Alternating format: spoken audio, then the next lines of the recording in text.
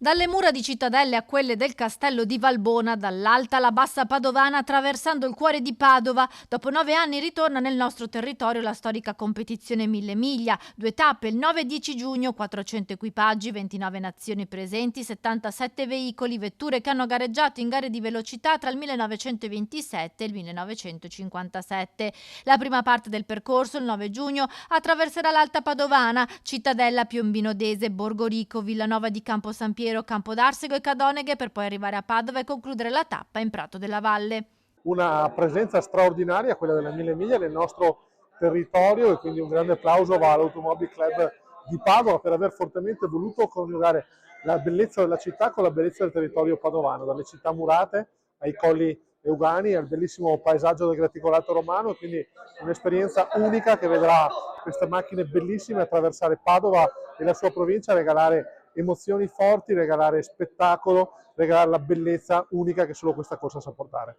Sempre da Prato della Valle partirà la seconda tappa il 10 giugno, che attraverserà invece la Bassa Padovana e i Colli Euganei. Tra i volti noti alla guida delle auto l'ex pilota di Formula 1 Giancarlo Fisichella, il campione di motociclismo Loris Capirossi e lo chef Carlo Cracco. La Mille Miglia del 2027 compirà 100 anni e la speranza che Padova e il Veneto possano essere protagonisti della storica edizione. La Regione vuole assolutamente che questa manifestazione non sia un episodio isolato, ma sia all'interno di un sistema strutturato di promozione turistica, di valorizzazione del nostro straordinario patrimonio storico architettonico che Padova e il Veneto hanno.